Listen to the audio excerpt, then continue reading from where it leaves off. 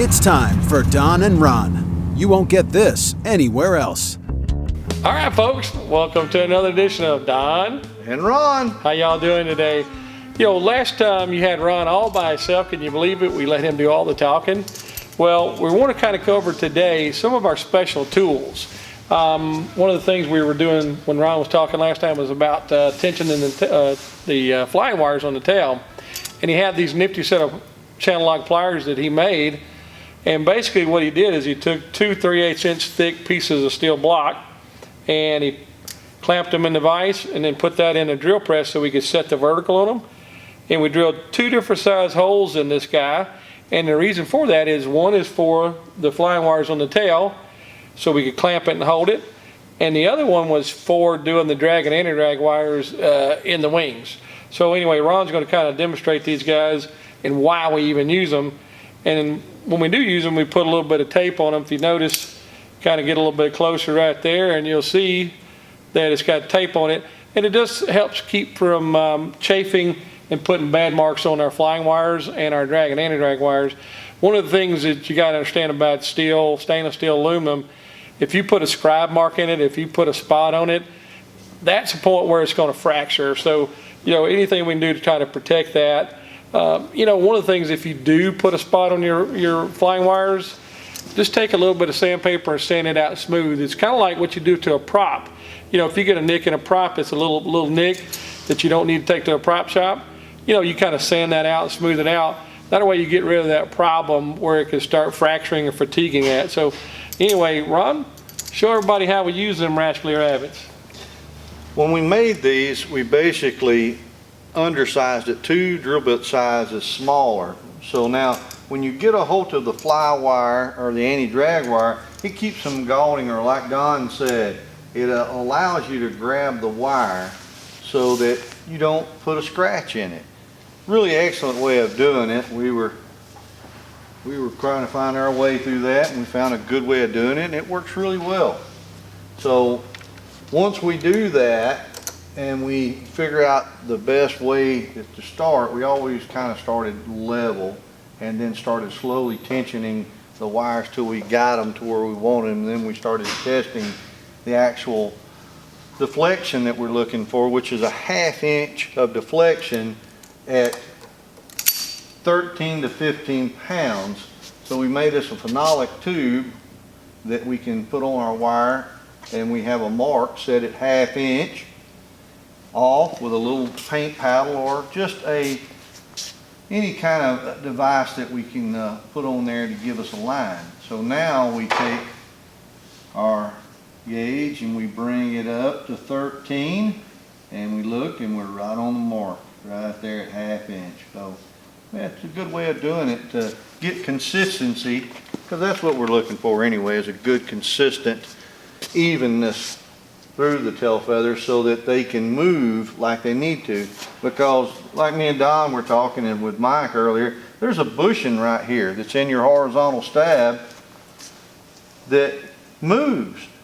It literally moves, and this whole horizontal surface is allowed now. Anytime you move your jack screw to get your pitch where you want it, it all moves. Even at the top, it moves. All of it twists in unison so that it can work properly. Don, the little washer at the top, what's the importance behind that? I tell you, the washer at the top, it's really like a little square spacer with a little turn on the end of it. And what it does is it keeps the tension off of your upper attach point right there, because our little clevises right here have that little 90-degree bend on them. And if you don't have that on there, what could happen is you can develop a crack at the top there from the wires kind of buzzing in the wind as over the years. And so that's one of those things they did to kind of reinforce that area. But you know, we've already gone over how to do this in the last video, but if you haven't seen it, go back to that video, how Ron lines things up using a string and all that. But now, like I say, with our pliers hooked on, now we can simply keep the drag or the flying wire from moving. And now if you need to do an adjustment, you simply take your wrench and put it here on the flat spot, and when you're done, now you can adjust it in or out. But when you're finished, you can hold it, and now you can do your locking nut, and you can tighten down on your locking nut, and your wire itself is not moving it's held in place and captured. So, we want to talk about that today. One of the other things too, while we're here, we got a bunch of other specialty tool items we're going to show you on how we use them and what they do for us, and they're things that we've made. One of the things too, you might notice when you zoom in earlier, you might see some white lithium on our hinge pins themselves.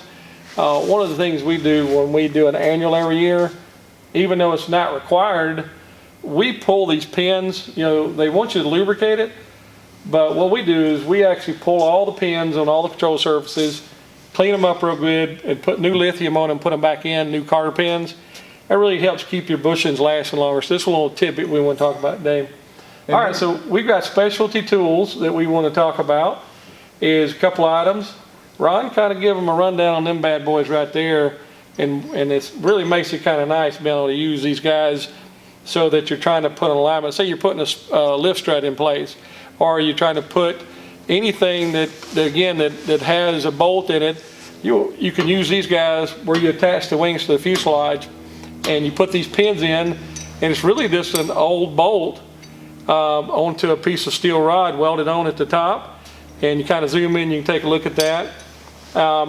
And we just use these tapered or bullet points right here. And now you can tap on the back side of this with a hammer, and you're talking about lining something up. It really makes a lot of difference right there when you're doing that.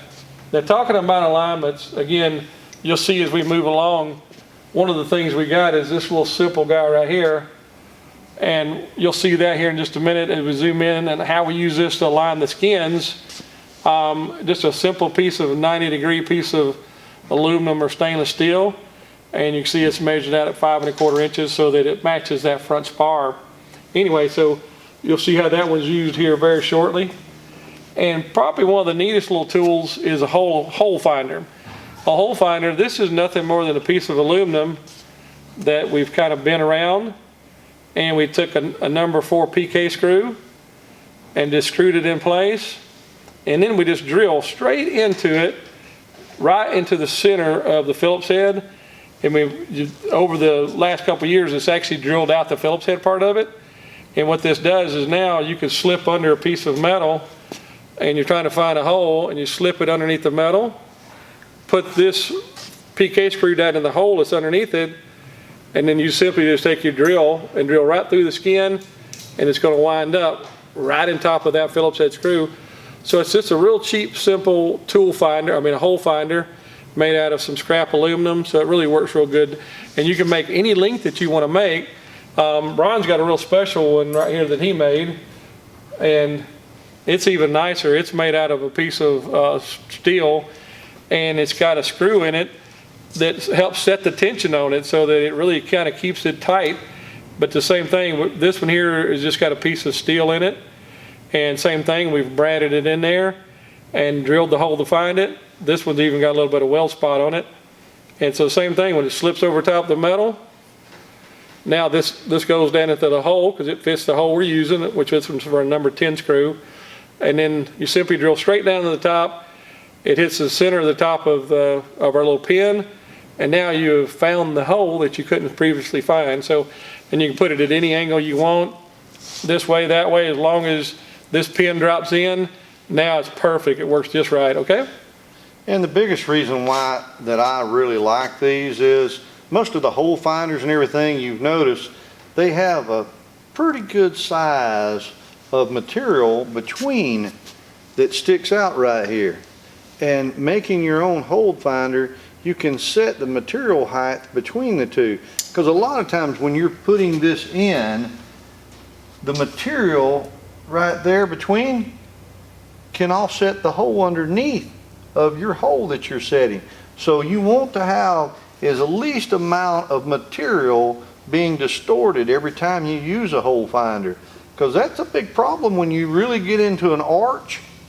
You want the least amount of distortion trying to find your hole. All right, guys, thanks again for joining another edition, kind of a tool time edition, if it were, for Don and Ron. So do us a favor and like, share, subscribe. Yep. And what else? Well, leave comments, of course. Leave comments, and any comment about how good looking I am, I'm very good with that. But if you want to leave a comment derogatory about my brother's looks, I'm okay with that. Doesn't hurt my feelings one bit. Anyway, thanks again. Peace out from Don and Ron.